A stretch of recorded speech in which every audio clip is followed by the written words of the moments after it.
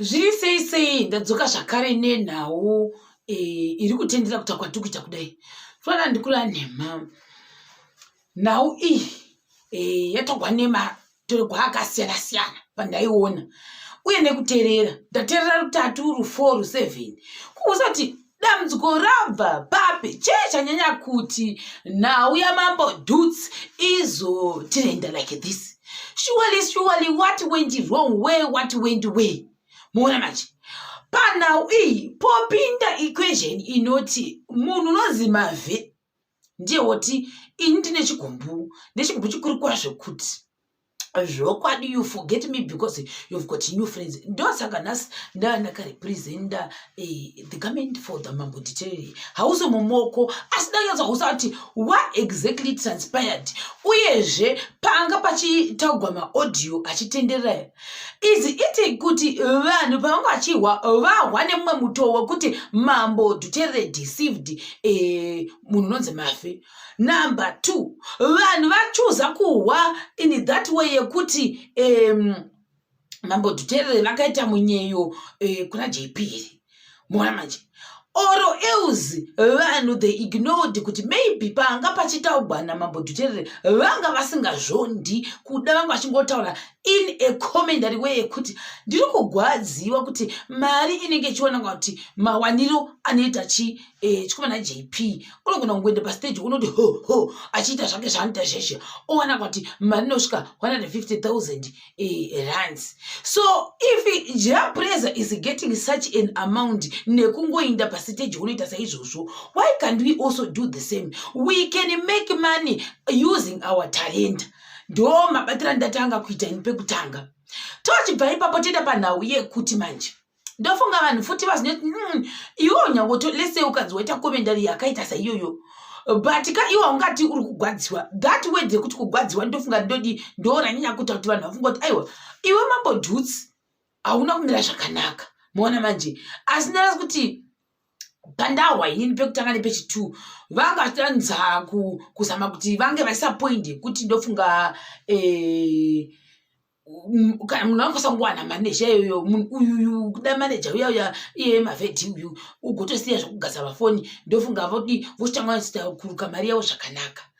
Asi bongozozo razouya zvakare pakuti azvina kugumira pachete zvazonzi nauyu Marve kwanzi Mambo Dhuterere vakati handidi kunge ndichiimba kana kuti kuita mukolabho nani ndachikomana JP ndikuda kuti muprofita wekuti kereke kwavakati aiwa hazvigonere ndofunga kuti iwo Mambo Dhuts vangu vachiita sei vachigomerawo vari padii nani nauyu unenge achiita sei achigomerawo ari padiiwo achiimba madimbiro vanenge vachiita varitsi vari vaviri ndokuti kwanzi kunoitwa zvezvibato.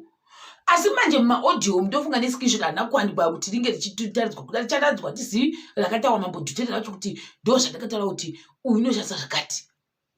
Vanhu vakati aiyozve you cannot do that.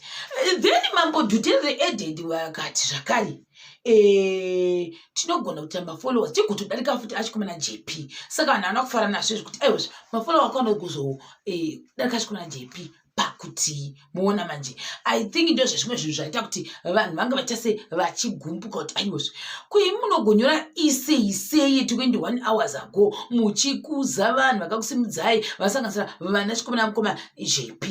Asi nhasi uno pobuda maaudio ataura kuti maedza kuzvonda chikomana JP. How come? What kind of a personality is that? Ndonasa kuti ndo zvimwe zvezvinhu zvada kuti vanhu vatsamwe mautira ndanga ndichita payange adhiriswa namukwini vedu vandikura nhema kwini vangobatira gore riya paakanga pachibuda vachiimba pachivhitivhiti ndokubva vanzi fani yenyu inonzi ningiya yanga chimungorosa vakati kwini ndiani saka manje zvanzi sikweya zvava sikweya zvose kuti sikweya wakambondiramba kuti ukandita pita uchandiramba katatu jongwesa tararira iko zvinezvi ndikuona chinagaone zvandikukuita ndinokudzosera ndisina ritinozarinda. I don't know why. Asi takwandi kuti zvakwa ndikura nhema although vanhu vakupopota kuti asi ndikuhwira tsitsi Mambo Dhuts ndofunga kuti vanga vasingazvifungira kuti uyu chikomana Marve uyayo uchainda nemaaudio wese kudai inde 3 years ago maaudio aya vakanga pamanguva yavaimanejana ndokubva amaisa ose kuna kwini asi uyekera uyauya Marve uyauya kuda wakagwadzwa nokuti hanzi mandisire even mucomment section ndaona paanga achikomenda kuti aiwa mungangotaura zvenyu zvese kuti nekuda kuti maane ma-new friends but do you still remember kuti ini ndini ndaitofonegwa nemanhamba vanhu vada kutoita mabookings wati vachiuya through me ndichizama kupusha maworks. Why are you forgetting me also? Kuda uchikomana Marve wangada kumentionewo papost Mambo Dhuterere kuda pataipo era paya kuda vamukangamwa. I don't know. Or else, if it's not Mambo Dhuterere who is posting this, so is he the new manager? I don't know the new manager of Mambo Dhuterere. Never celebrity and Masima new manager. So now, who is the error here? Maybe they were supposed to appreciate my value since he's the one who started Nani. Dhuterere kwanza vachiriko kubhuswa nemazoya vaigadzira mishonga mutereti. Saka ndofunga mazoya vaya yacho vaifanira kungomuappreciate, although pamwe ari dramatic or he's a drama king, but they were supposed to appreciate him because he was once there mukati meupenyu hwaMambo Dhuterere, instead of just appreciating pakumasta makuru. Izvo zvakagwadza ndobva anyora izvozvo, ndobva aisa neposta racho evidence kuti mandikangamwa ikuda nema-new friends asi mwoyo wangu unogwadza ndikugununga asingamboiti. Ya kwanzi kune 500 kudai aifanira kupuwa yechikomana D kwakadi kungovabikira Mambo Dhuterere andikambofungisha kufunga kuti vangashayirwa $500 zvokwadini level rava variya rekuti level ravo rapa mhando yepamusoro dai vakangoti let's do a payment plan. Amafungira angu maybe ndo zvazita kuti nhasi Marve uzowanika achiita zvaaita, asi kuda kudai vakaita payment plan vakagara pasi vaita payment plan kuda iye chikomana ikira kuda waizoguma wadii watanga kubhadhira kana kuti ma50 vana Mambo Dhuterere vachimubhadhira kusvika magwadzi ake apera ekuti hanzi ini ndakanga ndiripo from the word go ndiri manager wenyu, so izvozvo ndozvezvimwe izvi. I don't know. Asi haungachitaura zvake even zvekuti masongo kubata oda zviyekera yacho ni songo dzavo dzedze wakati hanzi mawedzi ese mamwe akanyikwa nawiki kuda kuti Marve wangaziva.com rese ndonga tingomirira the day rachida kuita sei kuita muhumiliyoto kuna Mambo Dhuterere. Ndisingazivi kuti maendera ainge ichifanira kuita here nyaya iyi kana kuti vafanira kungoramba kutaura kuseri. Ndanzi kune pamwe pakamboda kubuda nyaya iyoyi ikangotsikwa ikafakwa ndozvakaitika. Vamwe vakati unogona kumaneja sei iro posta racho ranga risina kunaka. I don't know. But right now vanhu vachizoenda kupost iya vakatanga kuchindotuka Mambo Dhuterere. Frankly speaking, I feel pity for him. Like seriously, I feel pity for Mambo Dhuterere nekuti maendera aiita nyaya iyi ikozvino vanhu vose vachifladha ikoko vachitaura majudgments vachiita zvavari kuita zvokwadi kura nhema ndohakuita utsitsi.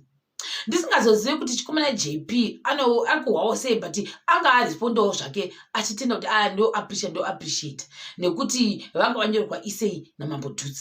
Paanozva kuti ndo maendera achaita nyaya iyoyo muzuva ranhasi.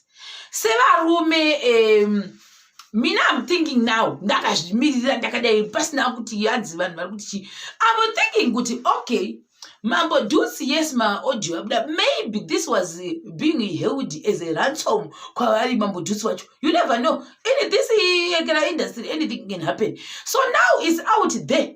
Since it's out there, naturally ransom pay me, otherwise I will release the audios. Pay me, otherwise I will release the audios. It's a conclusion. So now that these audios have been released, Mambo Dhuterere is also free. But could it be uku? I don't know how JP is feeling. Maybe Mambo Dhuterere pavari papa ngongo atodzwa kuti ndakuita kunani kundoreleasa nyaya kuna Queen. Maona manje. Pamwe Mambo Dhuterere semunhuwo vabva bata ma-counterparts ose ndobva vataurira kuti ini ndinoda kutaura shuwa ndakaresva pakati maaudio ndeaya kuda ndozvakaitika behind the scenes. We don't know kuda vakaudza management yani yachikomana JP kuti ndozvakaitika apa and ndokumbirawo regerero nenhau iyoyo. You never know. We don't know about these people behind the scenes. Ndochifunga kuti you never know futi you never know angu akawandisa nekuti right now I'm trying to understand what these both parties are feeling right now, because definitely Marve is happy kuti nyaya yake yazohwikwa finally kuda apa pamwe pese apa yaisingahwikwi asi nhasi yadi yazohwikwa. Uyuwo chikomana JP ndochofunga kuti kuda kugwadziwa kuti kwa Mambo Dhuterere munozotaura sezvo yakaita seyo nekuda kwei. Muona manje. But at the end of the day, kuda sevanhu vari vechirume vakuru vachadi vachasangana. Vasangana votanga kulasadza vari vose. Vachilasadza vose kuda vachataurana kuti zvowanikwa. Kuda mazuva yawochi it was your first time woripinda muindustry. Ndokunga kuda ndosaka wakatachi mawakata seiwayo. But I forgive you. Forgiving and forgetting tochindiramba chinda mberi. Kuda ndozvichaitika kumberi. I don't know. Muona manje. Kuda vachata chikolabo manje. Nekuda kwokuti makolabo aya kunzi hanzi muprofita akati hanzi musati akolabo. Kuda management ya JP chati alright ngatichigarira pasi tichiwirirana kolabo iyo bva kuna JP na Mambo Dhuterere kuita vose kolabo. I don't know because I don't know kuti vangatonzi hachatauri vese here kana kuti kudi ndinongonamata kudai zvikafamba zvakanaka kumativi avo ose nekuti I don't know right now kuti especially Mambo Dhuterere nekuti maaudio anga achida ari avo vachita mashoko akaita seiwayayo hanisi kuti zvichafamba seio kudi kwavo. I feel pity for him zvokwana mwera kudai ndomuhwira tsitsi Mambo Dhuterere nekuti vanhu vese vari kuita mubhasho kupedyi kwavo. Muona manje. Saka ndozvezvimwe zvinhu izvozvo izvo inini ndadakaisedi ndandamboionawo nemwe zhira nyaya iyoyo asi ndofunga nyaya yazereka kuti wakafufura kuti saka uda kutosita pamusoro here kana kuti kudi mumwe akafunza kuti mapamberi pei zvikanzi ipopa kuti chawavinga pana papeji tochadi chanda chavo chiri kuitika ichocho chawavinga asi izvozvo kupeji kwavo ndofunga patichavata kunenge ane 20,000 macomments zvokwana ndikuna nemha zvakaoma hazvo. I wish both parties all the best. JP to the JPS, do you know what? All the best. Because I don't know how he took these audios. I don't know. I literally don't know. I don't know. Seriously speaking, because these two seemed to be like good friends in the eyes of our beholders. That's what we were feeling. So now I don't understand kuti zvichaitika mberi. Mwana manje. Because vanhu vanotamba vese chigroup icho chekadai ari kuda macycle anokachwa music industry. Muona manje but hazi kuti nekuda kwei Marve wazoisawo maaudio vedwe. Unoti maaudio eko naakushoko. Iko zvinozvi shwa. Haya. Ndatongoguma ndaperwa kuti zvati saka zvichafamba sei. But ndazanga kuti sevanhu vechikuru varume vakuruwo uyezve kuti maybe they've been helping each other for a long time. They may find a way to forgive each other and move forward. Then they can keep working together. Besides that, I think Mambo Dhuterere was recording by his or himself.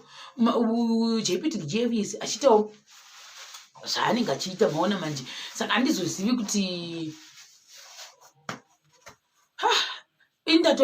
ndapererwawo hangu achandokosautani chekuti chakubatai zvakare pachikamu chinotevera.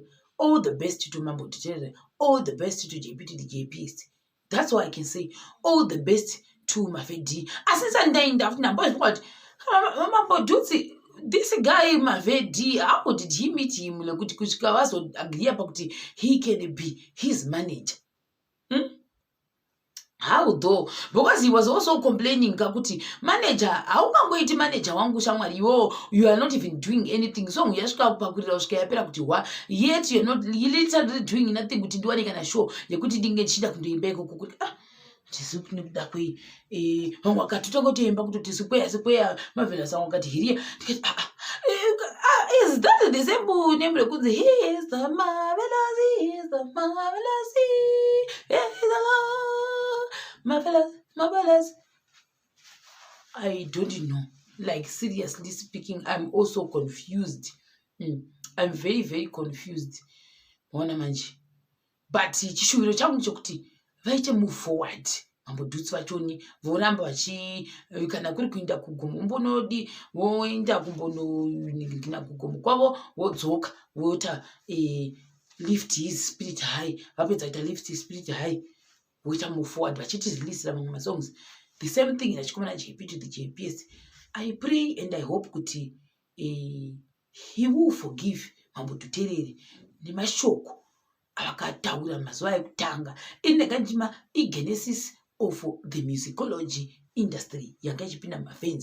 So these are some of the things that make people excited. So when you are excited, you just blabber. Your mouth will be running and running sometimes. But as time goes on, mashoka ya gandidi ndimbombiza pano. Muna manje. Ndo kwasa kutaura zvamubizo so.